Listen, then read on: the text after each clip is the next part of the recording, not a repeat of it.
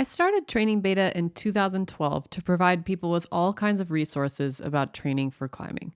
We offer expert advice on how to get stronger, braver, and more skillful in your climbing with all kinds of offerings.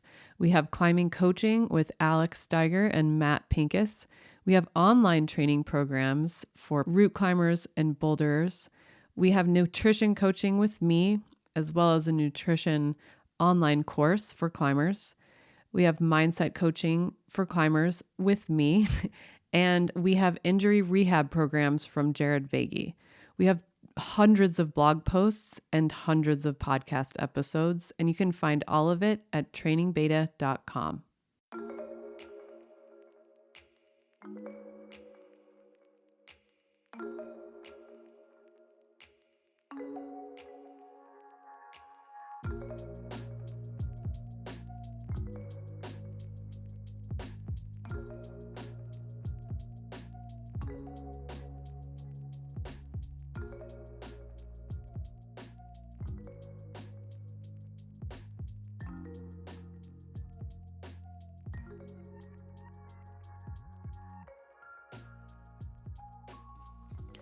This is the Training Beta podcast, and I'm your host, Neely Quinn.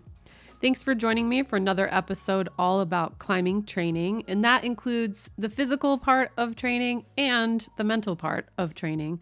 And today we're going to be focusing on the mental part of training as it pertains to projecting in climbing. So whether that's with routes or boulders, inside or outside, everything that we talk about today will apply. So I have Madeleine Crane on the show. This is her second time being on the show. Her first time we talked about fear of falling. And she runs climbingpsychology.com. She's a sports psychologist out of Austria. And at climbingpsychology.com, you can find that she does one-on-one sessions with people, specifically climbers, on their mental game. And then she has another website, Unblocked, UNBLOCD, which is more of an online course platform where she has tons of tools and courses that you can do at your own pace with some help from her live. If you want to sign up for that, she's giving you a coupon code for 30% off using the code TrainingBeta. Okay, so what we're talking about today is, like I said, projecting. And some of the most common things she sees people struggle with are fear of failure, comparing to others, and how to know if you should give up on a project. Obviously, there are a lot more mental struggles than this, but I think that we touch on some basics that should carry over into some of the other issues you might have with projecting. So I'm not going to get into it too much here. She's going to do a great job of discussing all of these issues. I really hope that you enjoy it, and I will talk to you on the other side. Here is Madeleine Crane. All right, welcome back to the show, Madeleine. Thanks so much for talking to me today. Thank you so much for the invite again. It's so nice to be talking to you again. Yes, you too. For anybody who doesn't know you, can you please tell us about yourself? Yeah, so my name is Madeleine, and I'm a sports psychologist living in Austria. And I've been climbing for over 25 years by now, so a really long time. And I grew up competing first nationally and then internationally, and then doing some bouldering World Cups. And then I studied psychology in Innsbruck because that's the place to be in Austria when you want to go climbing. And I studied psychology. And when I was finished and I had specialized on sports, I realized it was only obvious for me to combine these two passions between psychology and climbing. And that is how I founded actually my first company, which is Climbing Psychology. And the aim with climbing psychology always was to basically destigmatize everything around psychology in climbing and to make it more tangible to talk about topics in about the psychology in climbing because I find it so fascinating, and I always think that psychology is at the core of what makes us human, like how we feel, how we behave, how we communicate. And yeah, and then with climbing psychology, I've been working with a lot of climbers worldwide, basically, mostly one on one or in group workshops that were competitive climbers, but also really passionate recreational climbers who wanted to dive deep and wanted to improve their mindset. And I've also been working with climbing coaches or with climbing parents. And actually, just a few years ago, we realized that psychology or one-on-one coaching is not always accessible to everyone or not always affordable. And this is where the idea for an online mental skills training platform came into play. Um, and this is how Unblocked, the climbing gym for your mind, is now my second business was born because we wanted to create this online mental skills training platform that was accessible and affordable for recreational climbers who wanted to improve their mindset, wanted to work on it, and wanted to overcome the fear of falling or wanting to work on the projecting mindset. So yeah, so basically, think I've had a long journey in climbing, going through different eras with my own climbing, going through different mindsets, I guess, in my own climbing, from a competitive mindset to a really ambitious mindset when I stopped competing but still wanted to climb really hard. And now I've just recently become a mom, so climbing has now become or gotten a whole new meaning for me as well, and again has shifted into what it means to me and in um, what I'm aiming for. So it's really interesting to actually see how climbing has evolved for myself on the way. Yeah. Yeah. That's quite an evolution. I do have to ask, when did you stop competing? I'm assuming you're not still competing. Now I'm not competing actually for a really long time. I stopped, I think, 10 years ago or something like that. Mhm. Makes me feel very old now. Actually, how old are you? I'm 33 now. Okay, so you've been climbing since you were like 8 years old. Yeah, 7, 8. Yeah, I've been climbing for a really, really long time. I basically grew up with climbing. Yeah, I yeah. don't, yeah. Yeah, so it's always been, especially as a very young competitor, mindset was always a thing for you. Like climbing psychology has always been something that's on your mind. And so it's cool that You can really say it like that. I actually love that word game because actually, yeah, it's true because particularly in competing and yeah, from the very young age onwards, you are constantly confronted with the mental challenges in climbing or in competing or even developmental mental challenges because they also come up. So yeah, I think you're right. But yeah, it's like you're going through all of the life stages while also taking climbing psychology into account. And I think that you could probably do an entire episode just on like the pregnancy, and then the postpartum climbing psychology because so many climbers are now becoming moms and they're like kind of floundering in that way. I mean, it's what I've seen at least. It seems very hard. absolutely. That's what I meant actually when I said like think my mindset around climbing has shifted and I've gotten to know myself even better in general and in climbing through my pregnancy and pre-post period of giving birth and everything. So it's super fascinating of the changes I've gone through there. So yeah, probably we can talk We another hour probably just about won't. this Yeah, we topic. won't This is get that. Yeah. Probably won't oh get my there God. today, but yeah, I'm also curious if mindset and fears of failure, fear of falling, projecting mindset, if that was an issue for you, if you felt like that was something you struggled with and that's why you went to school for it, or it was just something that was really interesting to you. Can you tell me about that?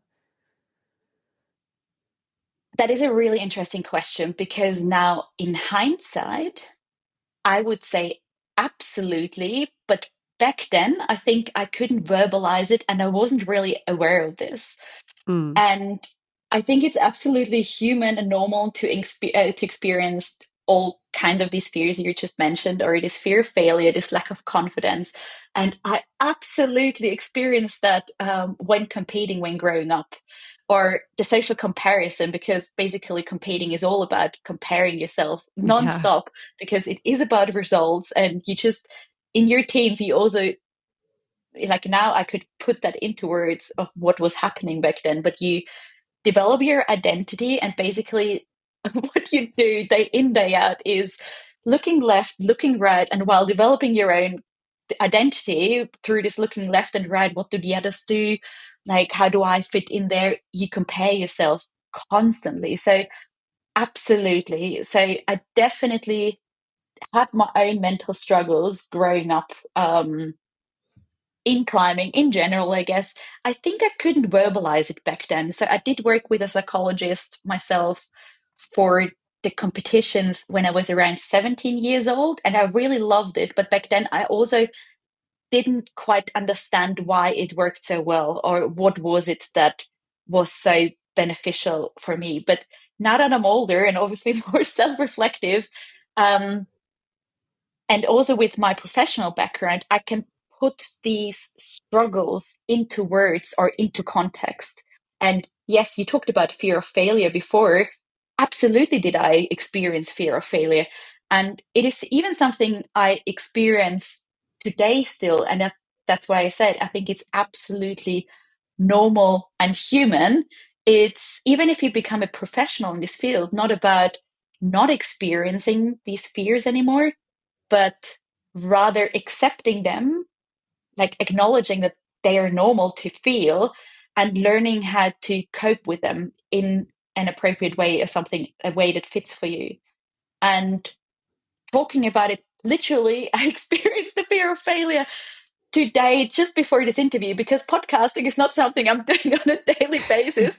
So and you were saying like, oh, we're gonna do a video, and I'm like, I've never done it before, and it's like, what's going to happen with that? And so I really have to be perfect, and it's really funny because it's a little bit like projecting, because it's like getting close to the send, and you know you can do it. In this case, I think I know what I'm talking about. I have the psychological background. I've worked with so many athletes, and then the moment comes where you start trying, or start doing the scent try, or in this case, doing the podcast. And I'm like, what if I fail? Like, or in this case, what if I just talk nonsense? Or hopefully I'm going to make sense. And the nerves kick in and the pressure kicks in. And it's so similar to climbing. It's super fascinating. Um, so yeah, Yeah. it's not about not Yeah. feeling these feels. It's about accepting them, knowing that they're there, but how can you cope with them?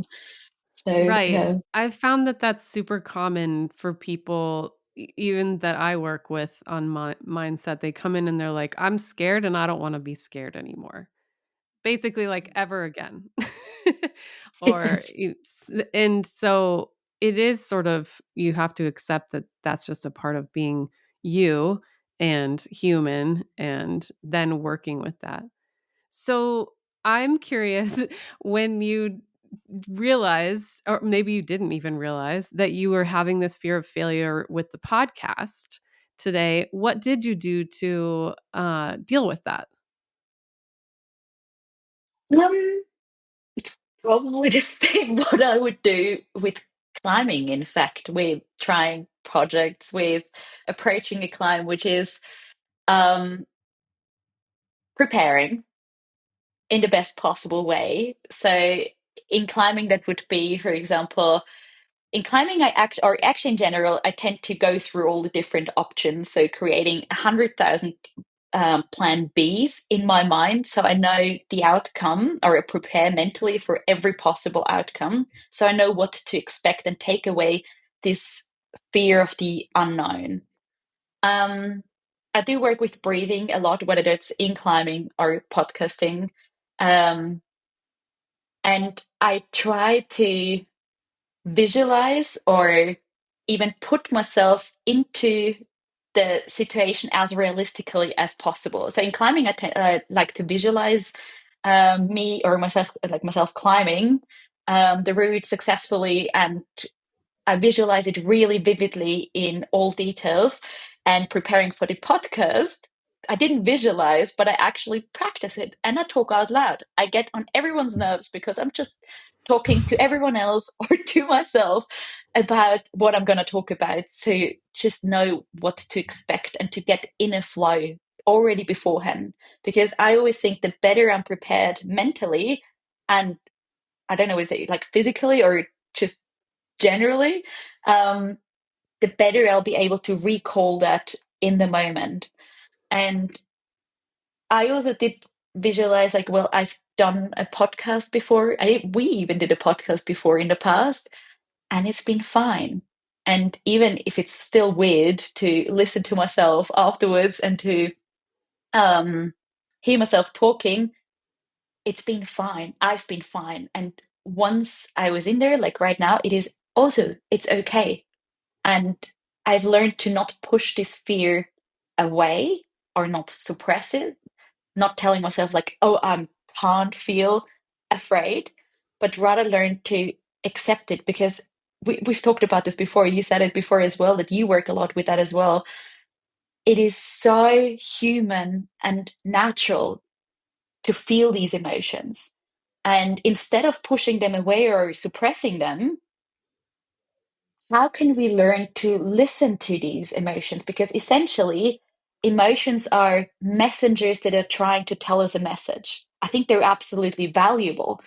Um, and I guess for me, being afraid of failure, being afraid of like what's going to happen today with the podcast transfer, what's going to happen with the project, whether I'm going to send or not, is just another way of my emotions telling me, well, it matters to me.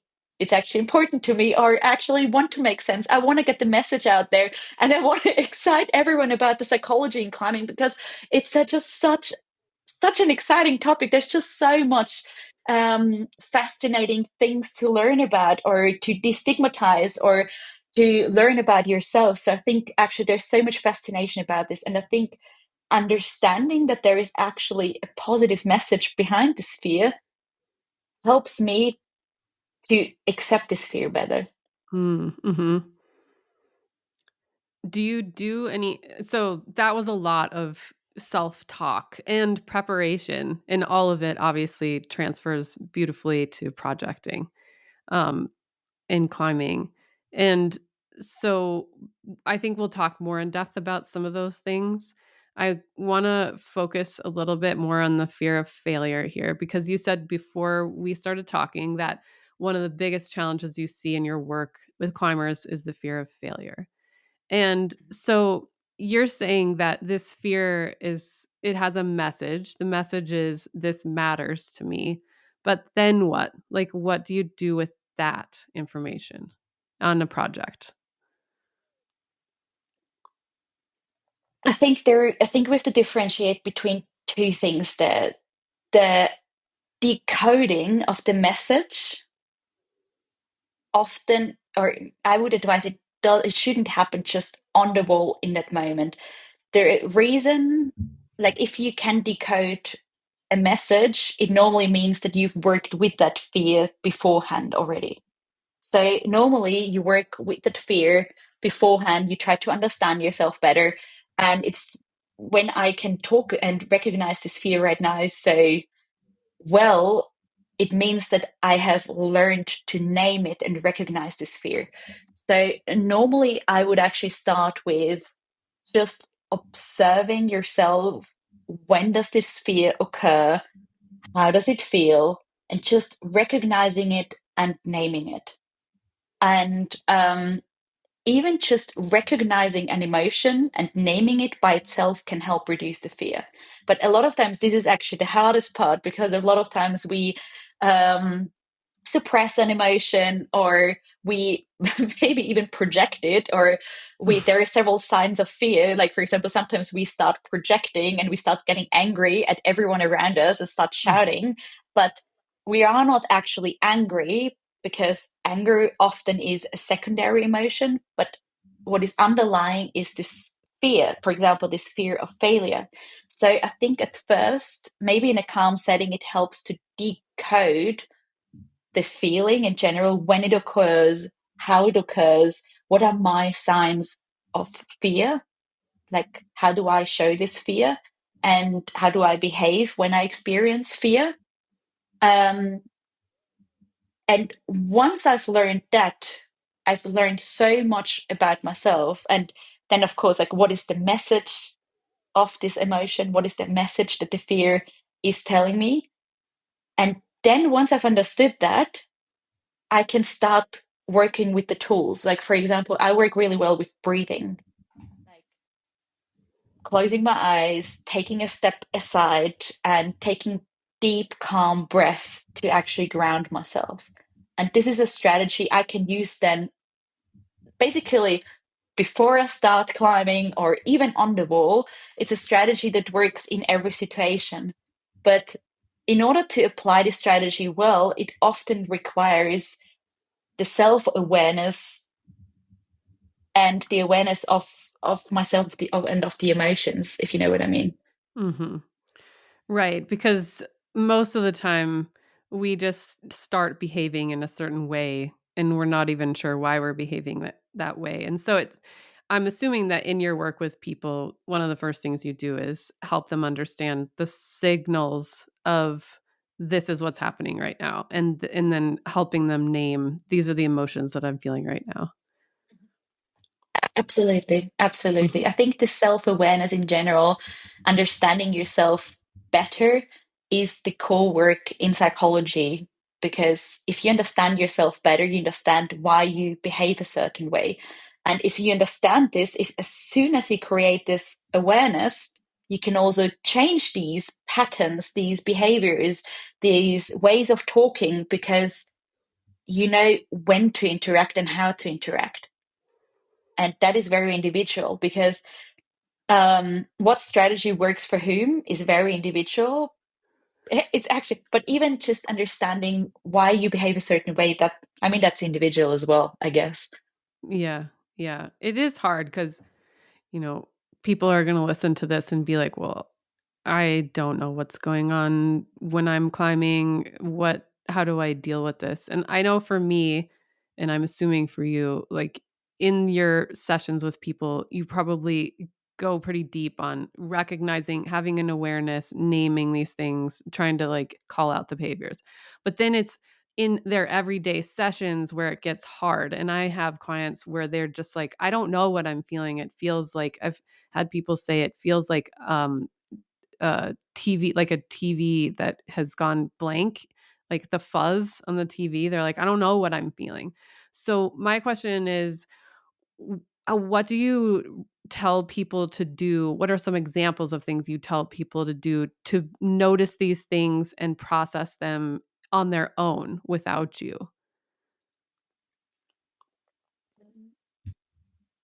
So there are several steps to that. So what you've just named, and I think that is very common. We often don't grow up having the emotional vocabulary of naming an emotion and labeling it as what it is. That's the first tricky situation. And then often we don't learn how to deal with them. And when I talk about creating self awareness, this can absolutely happen without me. This doesn't have me, this doesn't need me to be there, because um, just observation exercise, observing yourself. How do you behave in certain situations? What do you do then? Listen to yourself in this moment. What are your needs in this moment? And this is something from experience, like even answering these self-reflective questions, which you can do as a homework or by yourself, or observing yourself. You can do that by yourself in every training session, is often something that has to be trained as well. So when I work with athletes, for example, and maybe they're teenagers, they come to see me for the first time, they find it really hard to be self-reflective and to think about themselves, because they're never asked to think about, what do I need? What works for me? What doesn't? What did I learn from this? Or whatever the self-reflective question is. But if you repeatedly ask them, and if you repeatedly ask them to observe themselves and to label emotions that they experience with giving maybe the vocabulary for it, you train the vocabulary for naming these emotions, and you give them maybe a worksheet where they learn to understand the different types of emotions. Um, they actually get a lot better at it. And this is all something they can do then without me being there.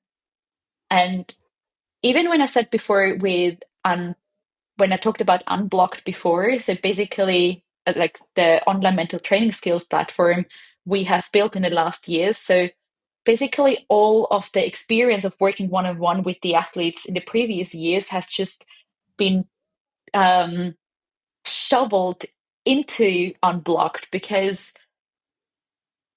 we all learn in different ways, and it doesn't always need the psychologist to be there in person.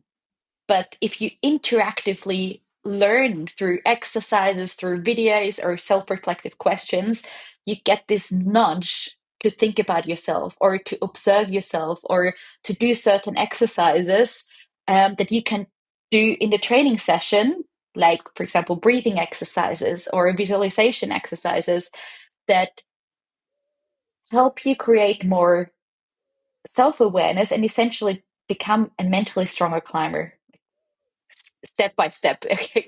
I'm probably jumping over a lot of steps here. Um, yeah. Well, so then there's obviously these tools that you can use for self-awareness, and that sounds really lovely, having an actual worksheet. I think that's probably very attractive to some people.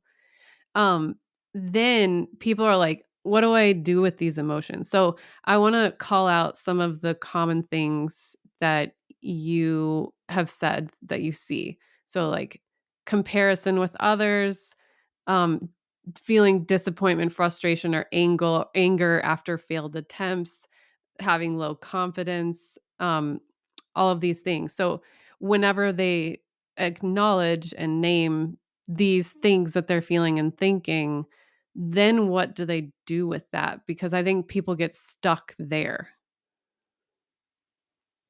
Mm, shall we focus on, there were a lot of topics right now. The one was like these uncomfortable emotions. The other topic that you mentioned was confidence, and there is a huge part with social comparison. Um, shall we maybe start with one of these Yeah, for sure. social, like, shall we start? Let's do comparison. I think that's super Let's common. do comparison, because there's just so many different topics, and it's probably better to dive into one than just like tackling all at once, but nothing really. Mhm. Um, yeah, let's talk about comparison in that context. Once again, a lot about it is just, the first thing is accepting that it is absolutely normal and okay to compare yourself. I compare myself sometimes, and sometimes it's really positive, because comparisons do not always have to be really negative, but they can be also really motivating. And I think when we talk about comparison, we forget that it also has a really positive component as well. It can be really lifting and motivating. How so? Um, for example, so there are several things. In psychology, we differentiate between upward comparison and downward comparison. And well, okay, the difference is that downward comparison is that I compare myself with someone who doesn't have as much as I do, or hasn't achieved as much as I do. So I look better in comparison. And upward comparison means that I'm comparing myself to someone who has achieved more than I have, or who has more than me. And a lot of times, of course, we feel better if we do the downward comparison, because it makes us feel better about ourselves because we have achieved maybe more.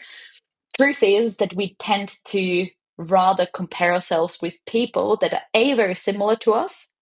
Um, in climbing, that means we compare ourselves to people who have a similar climbing style, who are similar in height, sex, how much experience we have, similar life situation, um, and we do tend to also compare ourselves more upward, Hmm. meaning to people that have achieved more than we have. And if we compare ourselves with someone that has achieved more than us but is very similar to us, it can go two ways. It can go the way that it pushes us because it actually sparks this motivation, this maybe even ambition in pushing ourselves more. Because if this person can achieve that, it means that I can possibly achieve that as well. So I don't know. Sometimes we see this with female ascents that um, when climbers talk about what project they have chosen, it might sometimes it's like, oh, we saw this woman, this girl sending this project. We didn't think it was possible for a woman. So now I want to actually try it as well. I want to give it a go. So this comparison in that context is a really positive one because it is used as an engine, basically. And in that case, it is actually really positive or can be positive. Um, but of course, it can also be perceived really negatively in the context of um, feeling like I have not achieved this yet. It maybe creates a feeling of lacking something. I'm not good enough. There maybe is a belief triggered. I'm not good. I'm not good enough. I'm not enough. And it can also trigger feelings of anger, jealousy, or frustration. And another thing that is, however, really important is that when we compare ourselves with, and if it gets towards a negative direction, we often tend to cherry pick. And cherry picking in the context of social comparison is a little bit like only seeing all the beautiful pictures on Instagram and believing that everyone is always on a holiday except for me. I don't know whether you've experienced this, but I constantly experience that. Um, that that everyone is always on a holiday except for me. I mean, and the cherry picking is a similar context or a similar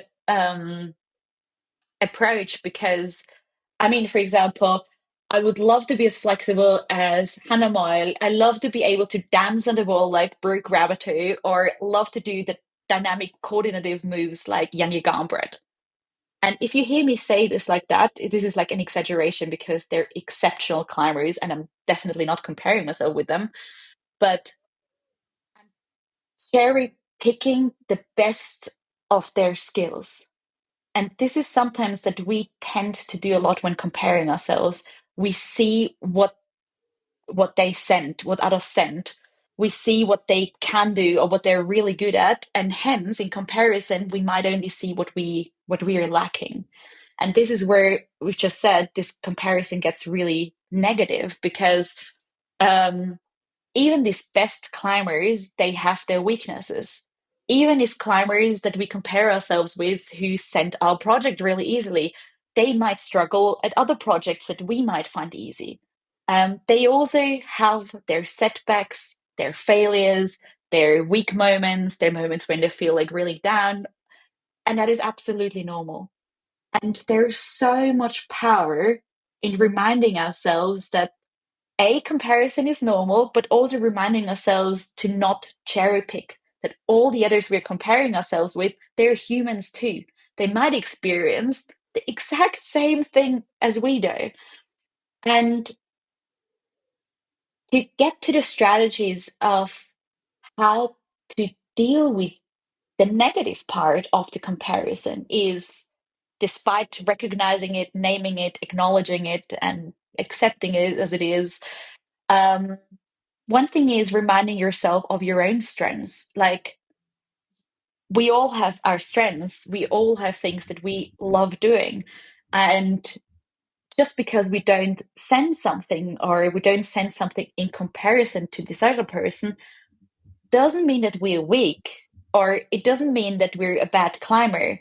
We just have a different like a different process, and we might just take longer to succeed at this particular climb. um, it can help to, instead of comparing ourselves to others, to also focus on our own focus, so on our own progress. So this is something also that I recommend doing or work with athletes with when they start lacking, when experiencing a lack of confidence. It's like, how has your journey been? How has your track record been, or like your progress? And if we start looking at our own progress, we might see that, first of all, you cannot compare to anyone else's progress, because it will just individually look different. And then we also might see that progress is like non-linear. It might go like this.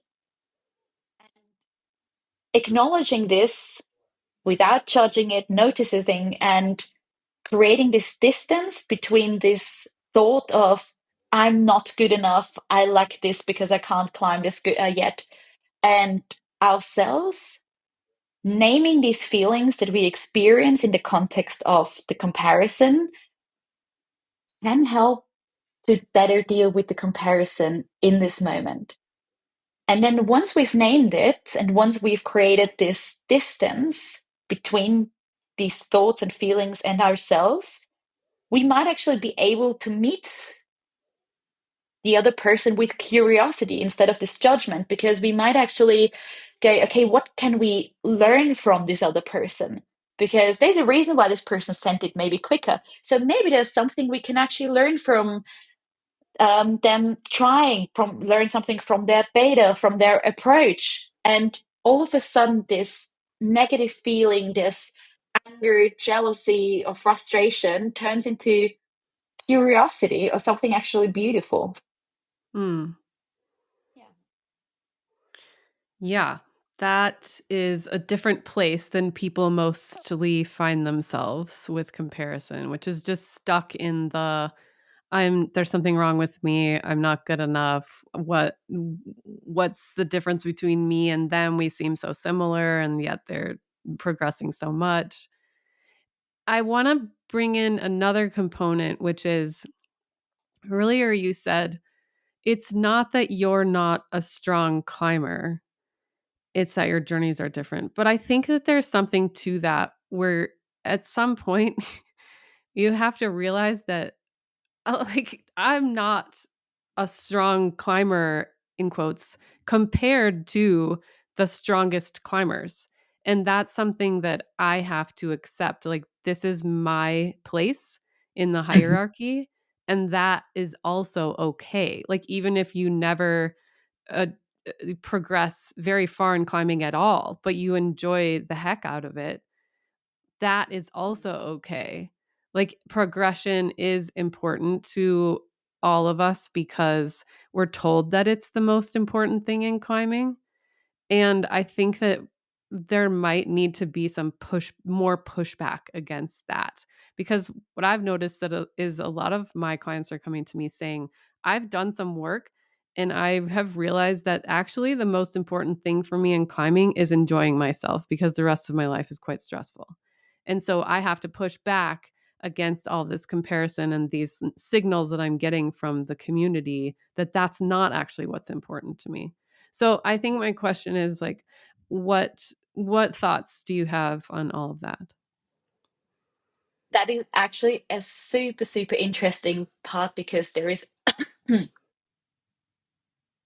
I think, I thought a lot about it. That's actually I'm talking about this, because when we're talking about projecting or pushing ourselves more, and I was thinking so much about why, like, I think there's a shift in the climbing community that it's not just about grades anymore, or pushing harder, or ascending harder, and yet it is still there. I don't know how you have experienced this, but I think it's like almost an ambivalence between like, what are we aiming for? Um, and actually, projecting taps into our natural desire for growth, for mastery, and finding the sweet spot between challenging ourselves and just like applying our skills. And there is, so I'm just giving you like an example. Just think about if you go to the climbing gym and you can climb all the red boulders because they're at your limit. And then there is this one red boulder that you don't send right away because it's maybe a different style. So theoretically, it's around the same grade, but it's a different style. So you don't end up sending it.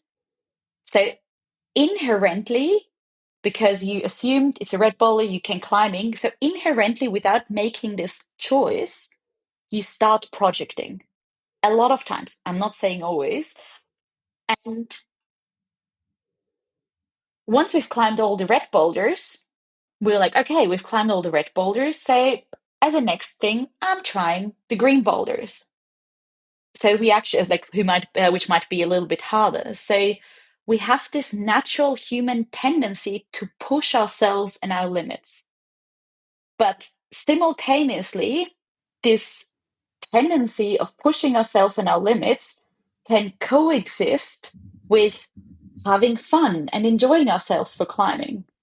And there is actually even like several psychological theories that um, underline this human tendency I'm talking about, whether that's the so-called self-actualization theory that means that we want to become the best versions of ourselves, or that self-determination theory that we're really motivated by mastery, or even the flow theory where it is about finding the climb that is hard enough to keep us fully engaged but not as hard that it feels impossible. And but we know as well that once we improve, the climbs that we once where we once experienced this flow starts to feel easier. So we're trying to look for harder routes to keep Hmm. this balance and stay motivated. So if you know what I'm trying to say is, I think there is this human drive, and so inherently in climbing we want to push ourselves harder, and regardless of any comparison to other people.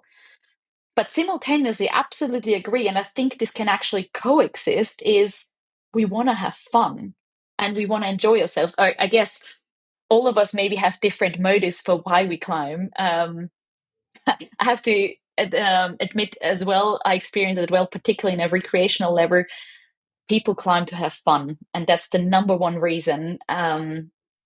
It's actually number one reason why they come to see a sports psychologist as well, because of different types of fears or frustrations, lack of motivation, or setbacks, or whatever it is, or injuries. The joy and the fun decreases, and all of a sudden, like, can they deal with this? And that's when they come to see a sports psychologist. um so I think this can coexist, and that's why I also really think, to some extent, projecting is I do think projecting is for everyone inherently.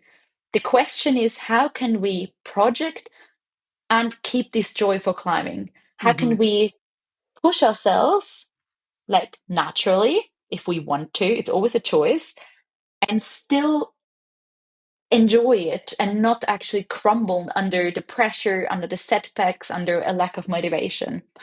Um, yeah, that's my 2 cents to this, I guess. I don't know. Yeah, no, that is a really good point, is that there is this human drive to progress and to be the best version of ourselves and all the things that you just mentioned.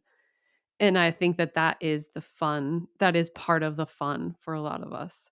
So you're right. You have to balance both the progression as fun and the not comparing, the not feeling like a failure if if you butt up against failing. So that, I think, is the work, really. And one question that comes from that is, when you are projecting something, how do you know when to stop?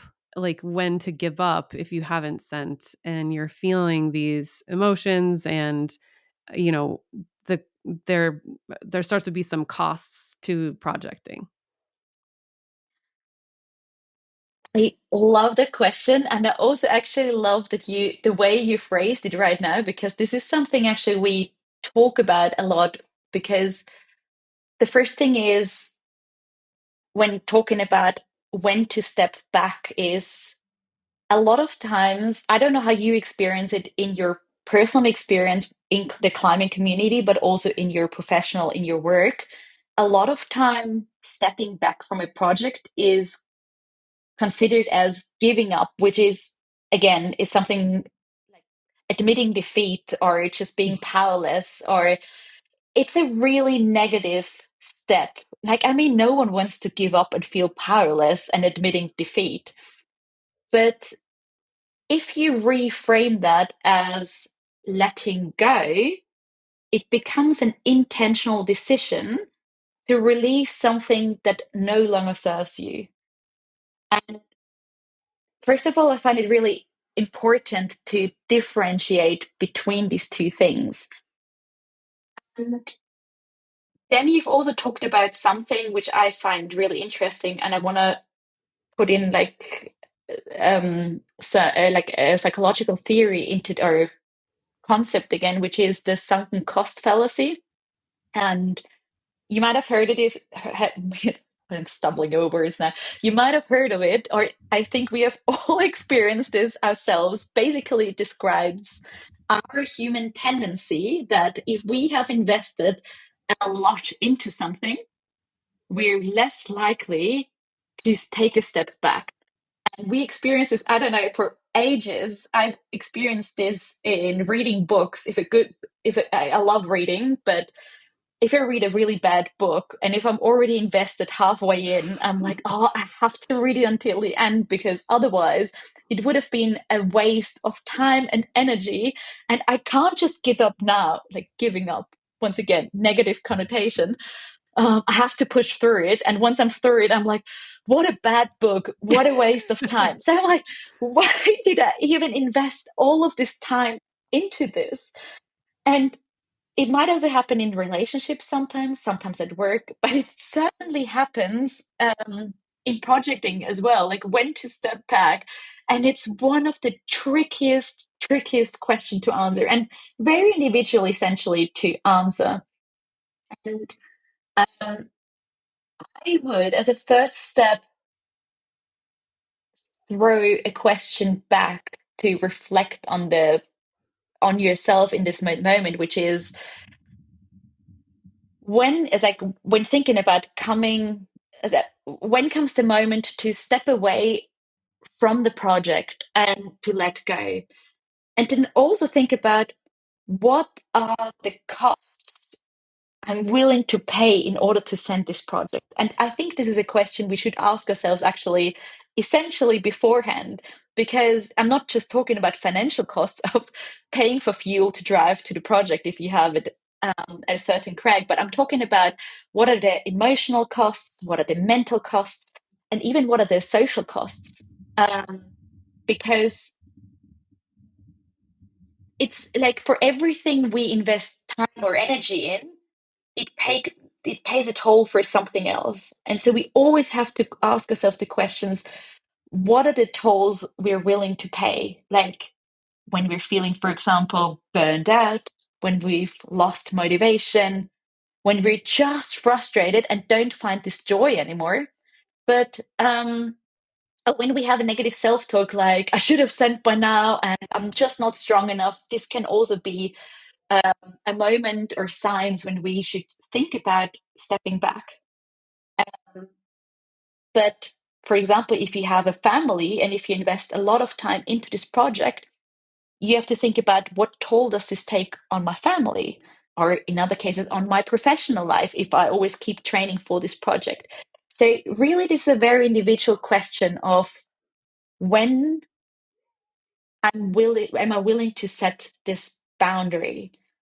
And how do I know when this is the case that I have to step back? And this is once again a question that can't just be like answered just overally for everyone because it's very individual, I guess. Um, yeah, another thing is what I'm thinking of like, are you still climbing for fun because you're psyched by this project because it's really cool? Or do you do it out of obligation because sunken cost fallacy, because you've already invested this much time?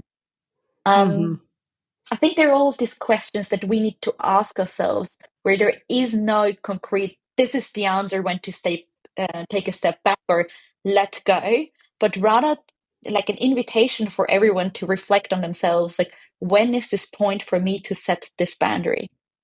And then also, how do I set this boundary? Hmm. Yeah, there are a lot of considerations.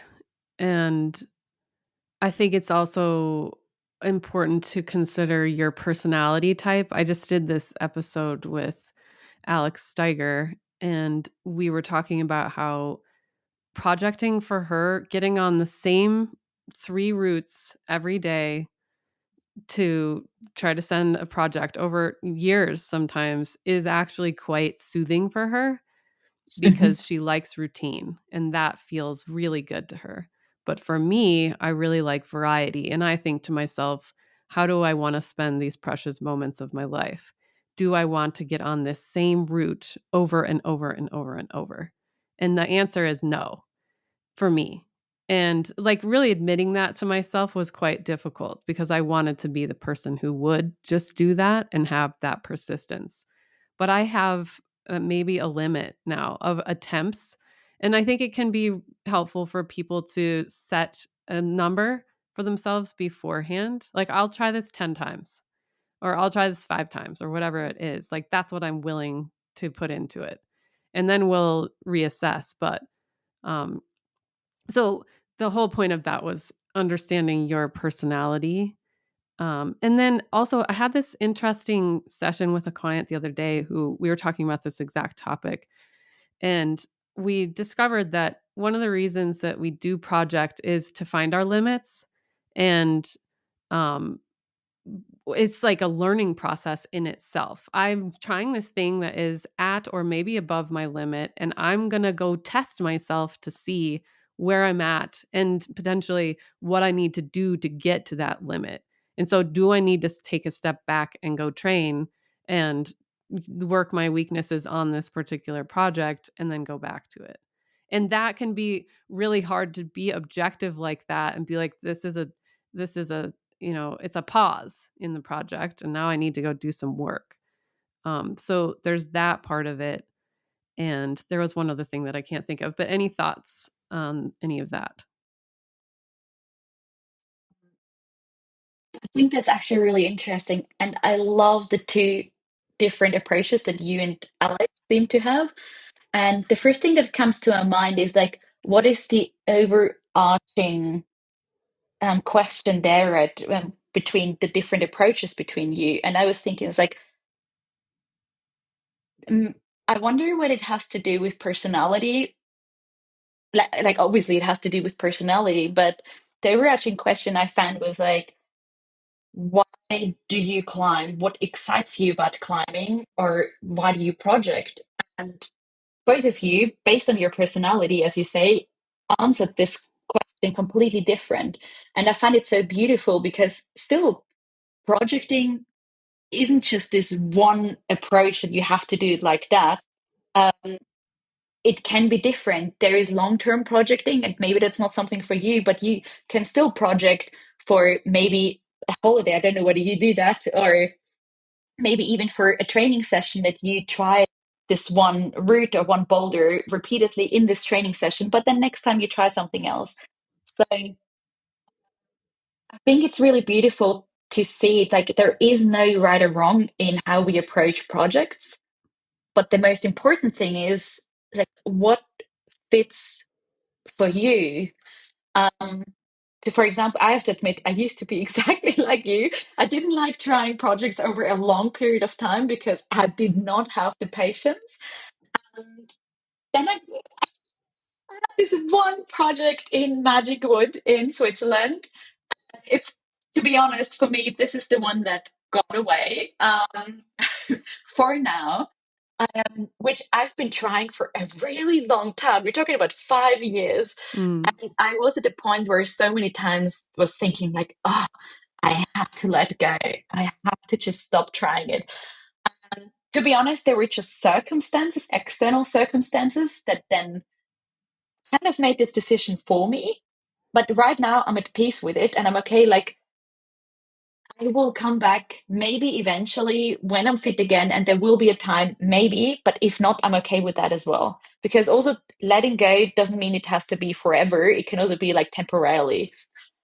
Um, but what I wanted to say about this different approach of projecting, for me, I had to learn this long-term approach and projecting, trying the same thing over and over again for years. And the reason why I found joy in it is that I literally ask myself this very question: what gives me joy in this long-term progress, in the long, sorry, process? What gives me joy in this long-term process, and why why do I do it? For me, I actually learned that trying this over and over again actually trains my patience, which I used to be absolutely bad at. And it also taught me a lot about being persistent at something. And this is something which I find really beneficial for my work today, because there are obviously these moments where I'm like getting really annoyed or frustrated. I'm like, oh, I want to do something else. I don't know. Sometimes it just happens. But what I learned through this long-term projecting process for myself is that it's okay that you have these moments and you can push through them. Um, and I learned a lot about myself, of how to deal with setbacks, or watching other people climb my project really easily when I'm struggling on it hardcore or making such slow progress. And I have been making progress. I got as close as you can possibly get. Um, so I've learned to find the benefits for myself in this projecting process. Once again, I don't think, as you said before, I think there is no right or wrong approach, but we all need to find this approach that fits us and the way we work and what we want to achieve in climbing and what gives us joy. Because if we try to do something because that's how it's done, we're probably not going to find the joy, because it doesn't actually relate to what we want for ourselves when we go climbing. Right. Yeah. If we're emulating what somebody else's process is, that might not be what gives us the most satisfaction and joy. Yeah. So basically, what I heard you say is that you're you're enjoying these longer term projects now because you're going after mastery of mindset. And that helps you professionally, but also it helps you personally to grow your patience, which I think is really lovely. It's like next level projecting. Yeah, absolutely. But with that said as well, I'm just human and I have my moments where I don't experience this mastery or this growth all the time. And once again, but I've learned, and that's also something I've learned through the projecting process and or through my work, which is, and that's okay too. I can feel really bad about it as well. I can have my setbacks. I can get really annoyed or jealous at other people sending my project, and that's human and it's normal. And there are even moments when I feel oh, it's obvious that this person climbed this because they just have like a bigger arm span. And I find these excuses. Um, and like, it's okay to sometimes like cushioning the own ego and mentally just doing this mental gymnastics for yourself to just better cope in the moment. But Mhm. once you've done this, once I've taken the step, then I can see the bigger picture. And I think a lot of times when we lose the joy for projecting, it is because we lose the vision of the bigger picture, or maybe of the growth we're going through. So it helps to every now and then take this step back to um, maybe ask ourselves, what have we learned throughout the process? And that doesn't mean that it's always beautiful and fun and great and amazing and butterflies and whatever, but yet it still means uncomfortable moments, and that is okay too. Mhm. Yeah, I was just listening to this Oliver Berkman podcast where they were talking about how a perfect life is not one of just ease and lack of discomfort. our lives are made better by discomfort and adversity, which seems obvious, looking back at, hearing that. But it's not something that we're constantly striving for comfort. Like we want the project to feel easy. We want all of our Yeah. interactions to be easy and lovely and happy. But I think that's not it's better for us to say to ourselves, I choose this sport. This sport is adversity. And the cost of that is these uncomfortable moments of comparison to others and feeling jealous and envious and frustrated. And otherwise, we would just be sitting on the couch eating sweet foods, watching movies all the time. And our lives would be, in ways, easier, but, they wouldn't be as fulfilling. And so what you just said, like accepting that that's okay to feel these things, all of these things, they're very human. That is okay. And it's part of what we're choosing here. I like that a lot. Love what you just said as well, because basically, as well, like you're saying, if we want to experience happiness and joy, we also have to accept we might experience anger, disappointment, because all of these emotions are human and we can't just decide, like, oh, I like this emotion and I don't like this. It's a little bit like I always give this metaphor: you're a climbing gym and the climbers are the emotions coming to your gym. And you can't just say, like, yeah, I like you, you're allowed to come into my gym. I know you, please. Frustration, you stay outside. Of fear, you're not allowed in, because essentially they will find a way in. So you can't just suppress them, you can't push them out. In order, if we want to experience joy, we also have to accept and invite the anger.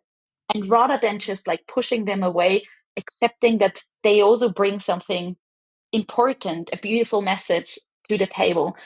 And to stick with the climbing gym metaphor, is like we know that even the strongest climber with the most endurance ever, they will eventually get tired. So they will eventually Mm, go home and just leave us alone. And that's with all emotions. So even if you experience something that is really uncomfortable, um, like fear of failure, this emotion will come, but will also go again. And so, yeah, as you said, if we want to, if we want to aim for having a joyful, happy life, we also have to accept the other parts, because we can't have the one without the other, because it mm, all makes us human. So we can't suppress the one and decide to not suppress the other either. yeah. So Love very this. exciting, actually. Yeah, it is. It is. It's very liberating, honestly, to be like, oh, these emotions are not bad or shameful. Because a lot of times we have these emotions, especially with envy and jealousy, we are like, I'm not allowed to feel that because it's actually a sin. Like it's actually a sin to feel those things. And so we've trained ourselves to sort of push that away. Don't feel that. Definitely don't tell people that I feel that. But when you give yourself permission to feel it and know that it is human, then anything is possible. So I do it's agree. Yeah. yeah. I want to respect your time. You're a mother and your child has to go to sleep soon. So I know that we wanted to stick with an hour. So I'm going to leave it up to you. Is there one more topic that you want to talk about, or would you like to wrap it here? Would love to throw this question back to you, because I'm really enjoying my conversation, or our conversation right now, and haven't heard anything yet. So I think I'm free to go, just to throw this question back. If there's anything you can think of right now that you still can think of that you'd be interested in talking about, I think we could keep on talking forever. Um, Yeah, so right. Well, there was one quick thing. Um, you had mentioned before, before we started recording, that there's this kind of there's a bigger question for professional climbers, and I think a lot of us wonder about this, like how do professional climbers deal with the pressure? It feels like they have to be sending, it's their job. And so you had said for professional climbers it often goes even deeper. Who am I if I don't send hard? What if someone less professional than me sends it and I don't? And the identity piece can be huge. Do you want to just say a couple things about that? Because I think it's really interesting. Mhm. I do agree with you. I find this really interesting as well because at this professional level, obviously the pressure increases, and very often um, climbing really hard and sending becomes part of the identity. And as you said yourself, like the questions arise: who am I if I don't send hard? And what is really important when this becomes the case? Because what happens if you injure yourself or if circumstances change and you can't send this hard anymore? Who are you then? Who are you if you're not this strong, hard climbing climber? So it's really important to separate the self worth from the performance. Um, so, what makes you a professional climber outside of sending? And I think nowadays there is more to being a professional climber is to just sending really hard, like, I don't know, training, being resilient, your experience, and what's the purpose and then the message I want to pass on? What is my purpose for climbing? Or even develop an identity beyond climbing to like I don't know whether you've watched the film Inside Out. Can really recommend it's a Pixar movie. And I really love it because the basic idea is because if we build our whole life and our whole identity on this one pillar, what happens to us if this one pillar of identity crumbles for whatever reason? And this can happen to anyone. It will actually lead to likely um, to a mental breakdown or developing like maybe depression or feeling really anxious or and even an anxiety disorder or just let's say big mental struggles. So how can you build an identity beyond just climbing? I think is really important to if anything ever happens that there is a backup and you feel like held by this net or by these other pillars that you've developed. Um, this, of course, sending hard is part of being a professional climbers a lot, but still there is like actually like a food for thought for how can you shift from this result and sending driven mindset and mentality to a more process driven mentality. Um, yeah. And particularly at this level of professionalism, we also have to talk about how can you be more self-compassionate? How can you, and the same, it doesn't matter whether you're a professional climber or a recreational climber, it's super important to learn to accept, name, label, recognize these emotions without judgment because all these professional climbers, they're humans too. They experience this as much as we do because it is just of what makes us human. Um, yeah, these are just a few food for thoughts that came to my mind when you just talked about. I don't know what it means to be a professional climber. I'm not a professional climber, but I experience this a lot when climbers come to work with me on their mindset in this particular scenario. Yeah. I mean, I think that we all could work on every serious climber I know, their identity is wrapped up in climbing, including myself. And I'm having a bit of a crisis at the moment because I'm pretty injured and I can't climb at the moment. And so once again, I'm like, okay, what do I do with my time first of all, and therefore who am I? Because what else am I doing with my time? And so I think that that advice to find identity in places other than climbing, no matter who you are and how much you climb, is super important because at some point we're all not going to be climbing and certainly not as hard as we are now. So that's wonderful advice. And I think that's a good place to end. We had more things we wanted to talk about, but I do think that a lot of things, the things that we did cover, were really poignant and helpful and meaty, and you had wonderful wisdom to offer. So, is there any anything that you want to tell people about where to find you, any products that you have that you think, or services that you might want to offer to people? So, first of all, thank you so much again also for the invitation and for this chat. So, we talked about being nervous and finding it challenging, just as sending a project might be to be in a podcast. And I just want to say thank you to you because you do make it really like a conversation. So, I very much appreciate that. And yeah, absolutely. So, you find me or us at either on Instagram, Climbing Psychology, homepage climbingpsychology.com. Or if you're a recreational climber, you should totally check out Unblocked, like UNBLOCD. We'll link it as well. And because there we have a platform of courses on improving your mindset, whether it is overcoming your fear of falling, developing climbing routines and habits, but also, like we talked today, about developing a projecting mindset. And Nelia, just because you mentioned it, we're currently working on a course to overcome the mental struggles when facing an injury. So Wonderful. something to look out for is Unblocked.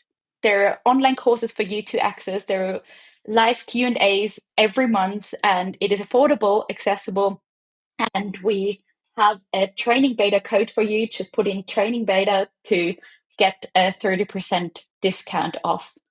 And we add new courses regularly, but I think I said that I thought that was really, I think that's a really cool part to it. So there's more to come on a Yeah, regular basis. always growing. Yeah, and so that's a generous coupon code. Thank you for to on behalf of all my audience. Thank you. Great. So climbingpsychology.com, unblocked, and then people could also work with you one-on-one or with one of your team members one-on-one. Exactly, that's via climbing psychology. So in climbing psychology, if you want to dive deep one on one, go and check that out. And if you want to have work on it yourself with ongoing support, once a month with Q&As and have like interactive course material, you should check out Unblocked. Great. All right. Well, thank you. I hope that you have a successful bedtime routine with your child. And I really appreciate it. So thank you. Thank you too. And well, I hope for that myself to have a really smooth bedtime routine. Yeah. Thanks so much, Neely. All right. I hope you enjoyed that interview with Madeleine Crane. Again, you can find her at climbingpsychology.com and on Instagram at climbingpsychology. And then you can also find that online course platform at unblocked, unblocd.com with the code training beta for 30% off. And if you need any help with your training, or if you want to do mindset coaching with me or nutrition coaching with me, go to trainingbeta.com. We've got you covered for all of those things. And that's all I've got for you today. I love positive reviews wherever you get your podcasts, and those reviews help other people find these valuable resources that we go through on this podcast. So I will talk to you in a couple weeks. Thanks so much for listening all the way to the end.